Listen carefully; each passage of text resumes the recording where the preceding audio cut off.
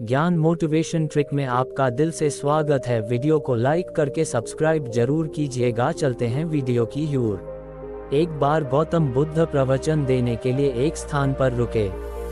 लोग उनसे तरह तरह के प्रश्न पूछ रहे थे और बुद्ध उनके उत्तर दे रहे थे। वहीं पर एक व्यक्ति चुपचाप एक कोने में बैठा हुआ था। उसके चेहरे पर पीड़ा के भाव साफ दिखाई पड़ रहे थे। बुद्ध ने उस व्यक्ति से पूछा, भाई क्या दुख है आपको? उस व्यक्ति ने अत्यंत संक्षिप्त सा उत्तर दिया, पता नहीं। बुद्ध ने कहा, देखो भाई, पहले अपने दुख को जानो, उसके मूल में जाकर उसको देखो और फिर उसका उपचार करो। उस व्यक्ति ने बुद्ध से पूछा, वह कैसे? गौतम बुद्ध ने कहा कि पास के जंगल में जाओ और वहां से कुछ पौधे उखाड़ कर ले आओ, लेकिन इस बात का ध्यान रखना कि पौधे ऐसे हों जिनकी 2-4 पत्तियां ही आई हों और सब पौधे अलग अलग तरह के होने चाहिए। वह व्यक्ति जंगल में गया और बुद्ध के निर्देशानुसार कुछ पौधे उखाड़ लाया। महात्मा बुद्ध ने उसके हाथ से एक पौधा लिया और उसे दिखाते हुए पूछा कि यह कौन सा पौधा है। व्यक्ति ने कहा कि यह तो बहुत छोटा सा पौधा है, इसकी पत्तियां भी बहुत छोटी छोटी हैं, इसलिए अभी मेरे लिए यह बता पाना कि यह कौन सा पौधा है बहुत मुश्किल है। महात्मा बुद्ध ने कहा कि इस पौधे की जड़ों को ध्यानपूर्वक देखो और बताओ कि वहां क्या है। उस व्यक्ति ने जड़ों को ध्यानपूर्वक देखा और बताया कि इसकी जड़ों में पौधे के बीज का आवरण अटका हुआ है। इससे पता चलता है कि इसे नीम का पौधा होना चाहिए। अब बुद्ध ने उससे दूसरे पौधों के बारे में पूछा तो उसने जड़ों को देखकर सभी पौधों के सही नाम बता दिए। बुद्ध ने उसे समझाते हुए कहा कि जिस प्रकार हर पौधे का एक बीज होता है, उसी प्रकार से हर दुख का भी एक बीज होता है। उस बीज को हम कारण कह सकते हैं। बिना कारण के कार्य की उत्पत्ति असंभव है।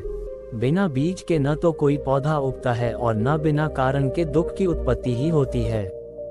दुख के बीज या कारण को पहचान कर ही हम उसे दूर करने का उपाय कर सकते हैं। आधुनिक चिकित्सा पद्धति में भी किसी व्याधि की चिकित्सा करने के लिए रोग का समुचित निदान अनिवार्य है।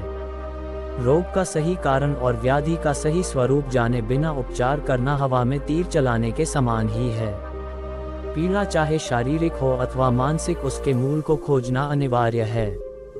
अब कारण खोजने के पश्चात दुख का उपचार क्या है? महात्मा बुद्ध ने 4 आर्य सत्य उद्घाटित किए।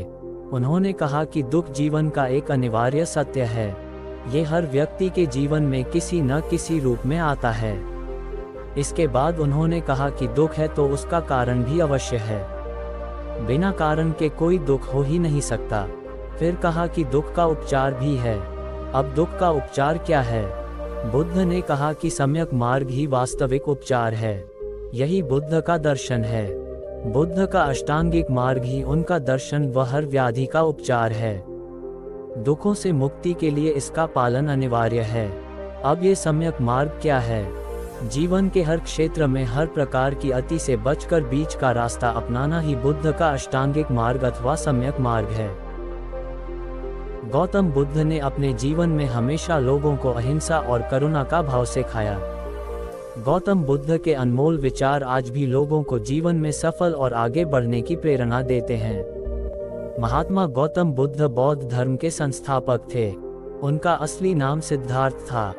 गौतम बुद्ध का जन्म नेपाल स्थित लुम्बिनी में 563 ईसा पूर्व में एक राजपरिवार में हुआ था। एक राजपरिवार जन्म लेने के बाद भी उन्होंने अपना पूरा जीवन समाज कल्याण और ध्यान में लगा दिया। गौतम बुद्ध ने अपने जीवन में हमेशा लोगों को अहिंसा और करुणा का भाव सिखाया। गौतम बुद्ध के अनमोल विचार आज भी लोगों को जीवन में सफल और आगे बढ़ने की प्रेरणा देते हैं। यदि आप अपने जीवन में ज्ञान का प्रकाश चाहते हैं और जीवन को बेहतर तरीके से जीना चाहते हैं तो रोजाना सुबह महात्मा बुद्ध के अनमोल विचार को एक बार जरूर पढ़ें। ये रहे महात्मा बुद्ध के अनमोल विचार। जीवन में हजारों लड़ाइयाँ जीतने से बेहतर स्वयं पर विजय प्राप्त करना है। यदि स्वयं पर विजय प्राप्त कर लिया तो फिर जीत हमेशा तुम्हारी होगी। इसे तुमसे कोई नहीं छीन सकता। बुद्ध कहते हैं कि इंसान जैसा सोचता है, उसकी सोच जैसी होती है वह वैसा ही बना जाता है। कोई मनुष्य बुरी सोच के साथ बोलता या काम करता है तो उसे कष्ट ही मिलता है।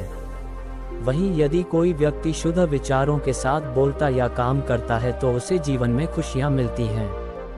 व्यक्ति कभी भी बुराई से बुराई को खत्म नहीं कर सकता। इसे खत्म करने के लिए व्यक्ति को प्रेम का सहारा लेना पड़ता है। प्रेम से दुनिया की हर बड़ी चीजों को जीता जा सकता है। भविष्य के बारे में सपने देखकर अभी से मत उलझो। भूतकाल के समय को याद करके पछताने से अच्छा है अपने वर्तमान में खुश रहो। खुश रहने का सबसे अच्छा तरीका यही है। जिस तरह से एक जलता हुआ दिया हजारों लोगों को रोशनी देता है, ठीक वैसे ही खुशियां बांटने से आपस में प्यार बढ़ता है। खुशियां बांटने से हमेशा बढ़ती हैं, कभी कम नहीं होती हैं। बुद्ध के अनुसार जंगली जानवर की अपेक्षा कपटी और दुष्ट मित्र से डरना चाहिए। जंगली जानवर आपके शरीर को नुकसान पहुंचा सकता है, लेकिन बुरा मित्र आपकी बुद्धि को नुकसान पहुंचाता है। कहते हैं कि मन इतना चंचल होता है कि यदि वह नियंत्रण में न रहे तो व्यक्ति अशांत महसूस करने लगता है। ये अशांति मन में एक पल में आने वाले सैकड़ों सवालों के कारण होती है, और यह अशांति तब तक बनी रहती है जब तक कि व्यक्ति को मन में चल रहे सवालों का जवाब नहीं मिल जाता। ऐसे में तो यही लगता है कि मन को शांत रखना बेहद जरूरी है। लेकिन सवाल यह उठता है कि आखिर हम मन को शांत कैसे कर सकते हैं। गौतम बुद्ध के मुताबिक मन को शांत करने के लिए उसे समझना जरूरी है। पत्रिका कॉम इस लेख में आपको बता रहा है गौतम बुद्ध के बताए हुए तरीके, जिनसे मन को समझना आसान होगा और हम उस पर कंट्रोल करने का प्रयास कर सकेंगे। मन को जानने से जुड़ी है गौतम बुद्ध की ये कहानी है। पहला चरण। एक बार एक व्यक्ति गौतम बुद्ध के पास गया और पूछा कि मन को नियंत्रित करने का पहला चरण क्या है। बुद्ध कहते हैं अपने मन को समझने का पहला चरण है इसके द्वारा दिए गए लालच की व्यर्थता को देखना समझना। दरअसल जब मन अशांत होता है तो कई तरह के लालच देता है, और जिसने मन द्वारा दिए इन लालचों को पहचान लिया, समझ लो कि उसने मन को समझने का पहला चरण समझ लिया। फिर व्यक्ति बुद्ध से पूछता है कि लेकिन हमें ये कैसे पता चलेगा हमारा मन हमें लालच दे रहा है और वह लालच व्यर्थ है।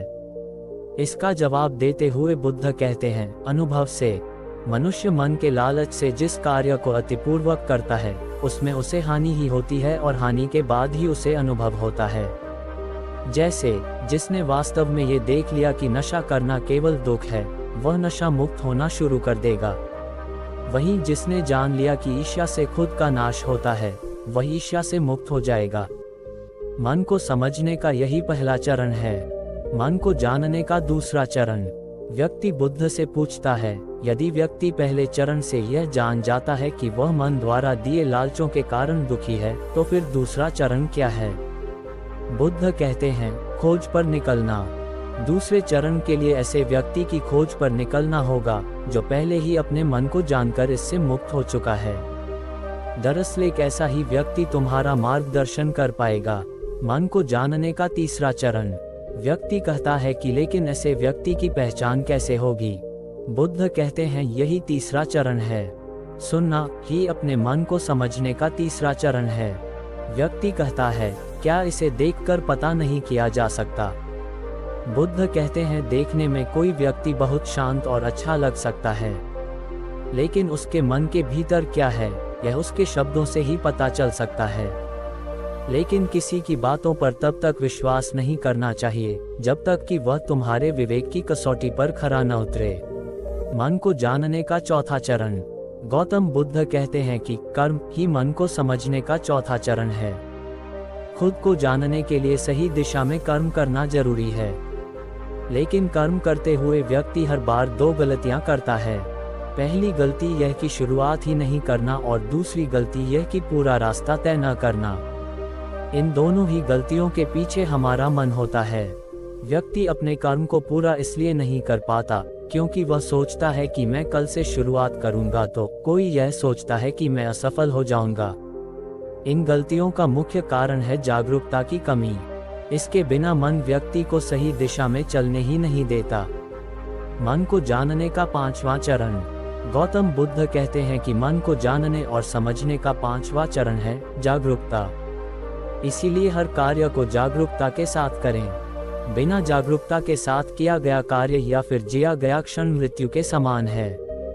व्यक्ति बुद्ध से पूछता है, अपने जागरूकता के स्तर को कैसे बढ़ाया जा सकता है।